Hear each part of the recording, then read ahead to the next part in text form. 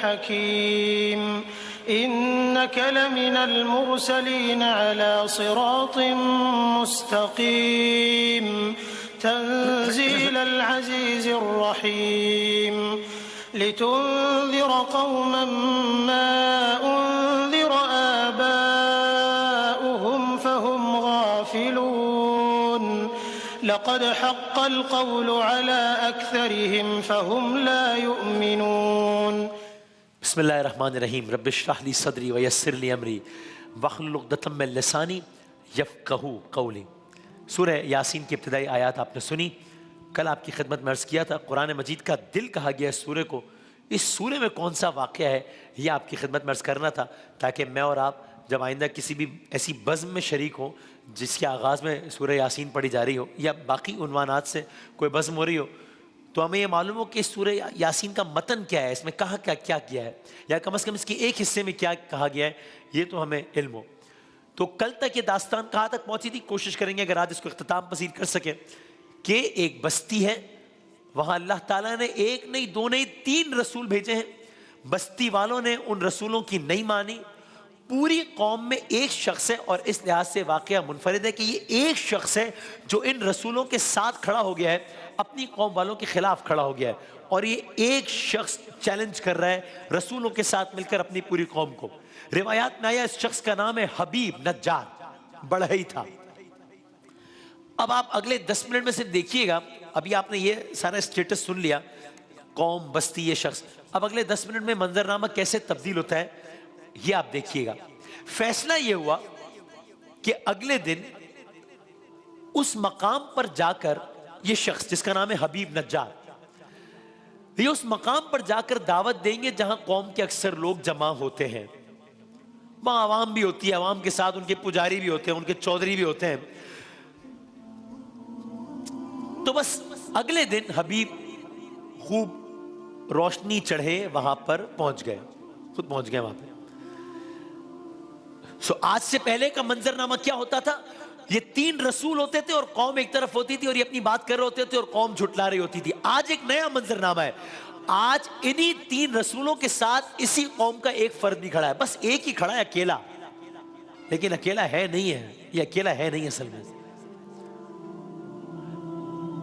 और अल्लाह इसके कितने साथ है ये आप देखिएगा भी, और आप अश अश करते रह जाइएगा। हमने रसूलों की अजमत का तो सुना है, ज़ाहिर है उनकी अजमत के क्या कहने हैं, लेकिन इस शख्स के बारे में क्या कहा गया देखिएगा।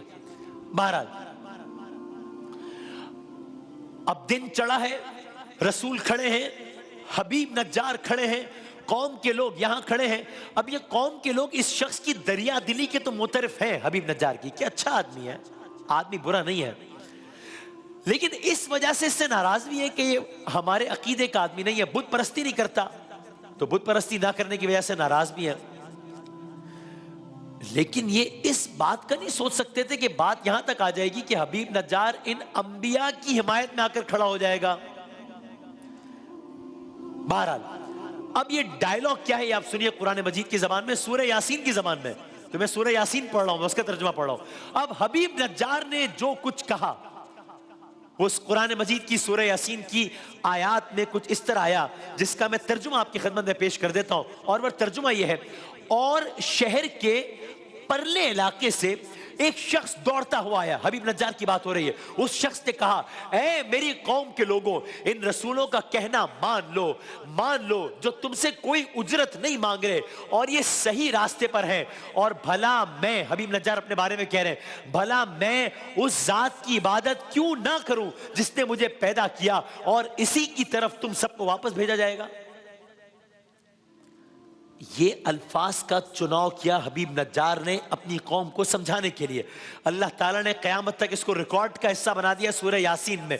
अब ये तो आपने सुन लिए, अब आगे क्या हुआ देखिए। अब ये सुनना था, पुजारी उनकी तरफ बढ़े तो उन्होंने पुजारियों से कहा, तुम लोग बहुत अच्छी तरह जानते हो कि जिन देवताओं की तुम पूजा करते हो तुमने इस कौम को धोखे में डाल रखा है। ये देवता पत्थरों के सिवा कुछ नहीं है, और जिस रब की तरफ ये तीनों अंबिया दावत दे रहे हैं वही तुम्हारा खालिक हकीकी है। ये नबी ना तुमसे कुछ अजर मांग रहे हैं, ये तुम्हारा ही भला चाहते हैं। तुम पर लाजिम है पहले तुम खुद ईमान लाओ और फिर अपनी कौम को भी हुक्म दो कि वो भी अल्लाह पर ईमान ले आए। तो अगर मेरी आवाज जरा सी बढ़ा सके प्लीज। तो अब ये एक डायलॉग है जो कि हबीब नज्जार और उस कौम के पुजारियों के दरमियान हो रहा है। हबीब नज्जार कह रहे हैं देखो हमें उसी खुदा की तरफ लौट कर जाना है। अब मजमे पर एक सुकूत तारी है। आज हबीब नज्जार की ये जुर्रत हो गई है कि अब ये तो रसूलों के साथ मिलकर हमारे खुदाओं के बारे में बात कर रहा है। हबीब नज्जार का बयान खत्म हुआ, तकरीर खत्म हुई, या अपने तौर पे बात खत्म हुई, तबलीग खत्म हुई। पुजारियों ने हबीब नज्जार की तकरीर बहुत सब्र से सुनी और उसके बाद वो हबीब नज्जार को मुखातिब करके कहने लगे देखो तुमने अपनी बात कर ली, हमने तुम्हारी बात सुन ली, अब फैसला हम नहीं करेंगे, अब फैसला मेरी कौम के लोग करेंगे। इनके माबूदों को तुमने खुले आम झूठा करार दिया है, इनके माबूदों को तुमने खुले आम पत्थर का करार दिया। अब ये उकसा रहा है, जज्बात उकसा रहा है अवाम के। ये कौम बस ये कहना था, अब ये सुनिएगा, बस ये कहना था कौम के लोग जो अब तक तो साकिन खड़े थे, जो अब तक सुकूत के आलम में थे, जो अब तक हबीब नज्जार की बात सुन रहे थे, अब पुजारियों के भड़काने पर मंजरनामे में तब्दीली आना शुरू हुई। सूरह यासीन, अब उन्होंने यकबारगी आगे बढ़ना शुरू हुए। एक तरफ कौम के लोग हैं, कसीर तादाद में है, एक तरफ अकेला हबीब नज्जार खड़ा है। कौम के लोग आगे बढ़े, हबीब नज्जार के करीब खड़े हैं, हबीब नज्जार साबित कदमी के साथ खड़े हैं, जानते हैं कि मैं जो कह रहा हूं सच कह रहा हूं, चाहे इसके नताइज कुछ भी हो। अब रिवायात में आता है कि कौम ने अजब काम किया। क्या किया? जिसके हाथ जो चीज लगी वो उसी चीज को लेकर हबीब नज्जार पर चढ़ दौड़ा। जिसके पास जो हथियार था वो उसी हथियार को लेकर हबीब नज्जार पर चढ़ दौड़ा। किसी के हाथ में तलवार थी, उसने उसका इस्तेमाल किया। किसी के हाथ में तीर था, उसने उसका इस्तेमाल किया। किसी के हाथ में पत्थर था, उसने उसका इस्तेमाल किया। किसी के हाथ में डंडे थे, उसने उसका इस्तेमाल किया। हर आदमी अपने तौर पर इस काम में बढ़ चढ़कर हिस्सा लेने के लिए एक दूसरे से बाजी लेकर जा रहा है, एक दूसरे को उकसा रहा है, एक दूसरे की हिम्मत बंधा रहा है। यहां पूरी कौम है, यहां अकेला हबीब नज्जार है। अब क्या हुआ? हबीब के जिस्म को टुकड़े टुकड़े कर दिया।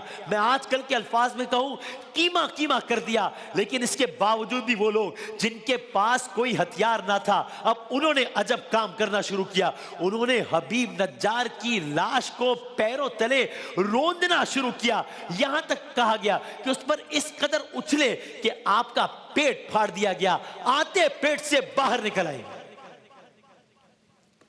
हबीब नज्जार की जान ले ली गई, हबीब नज्जार की जान ले ली गई। इस और किस अंदाज से जान ले ली गई यह आपने सुन लिया। लेकिन क्या ये दास्तान यहां पे खत्म हुई? नहीं, अभी आप ये तो सुनिए कि ये तो उन्होंने अपने तौर पर हबीब नज्जार का अंजाम किया। ये हबीब नज्जार का वो अंजाम है जो कौम देख रही है।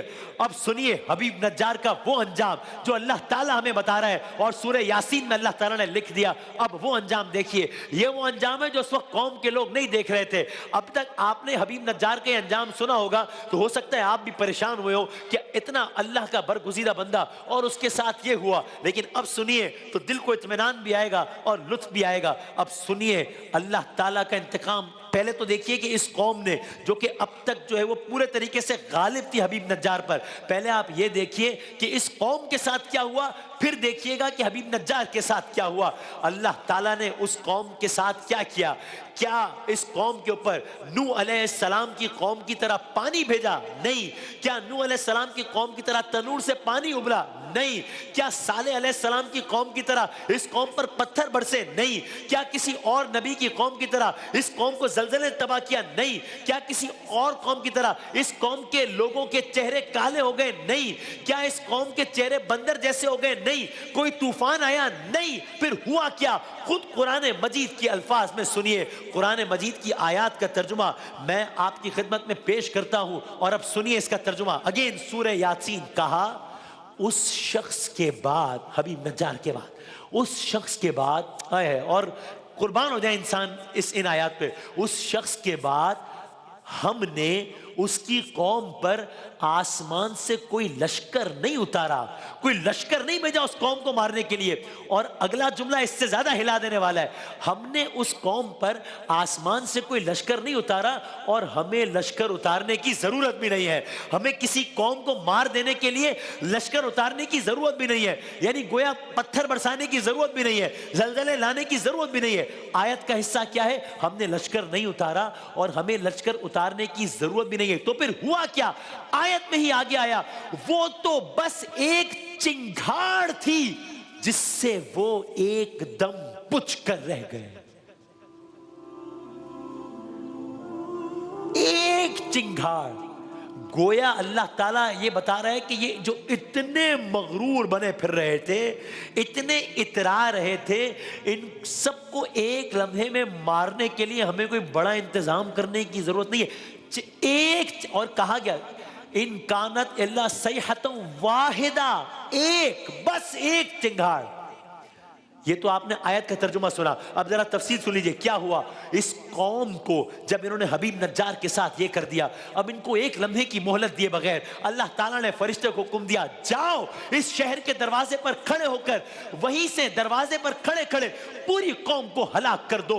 फरिश्ता दरवाजे पर पहुंचा, कौम के दरवाजे पर पहुंचा, बस्ती के दरवाजे पर पहुंचा और पहुंचकर ऐसी जोरदार चीख मारी कि कोई बच्चा, कोई बड़ा, कोई औरत, कोई मर्द, कोई जवान, कोई बूढ़ा, कोई घर में रहने वाला, कोई बाजार में घूमने वाला, कोई एक ना बचा।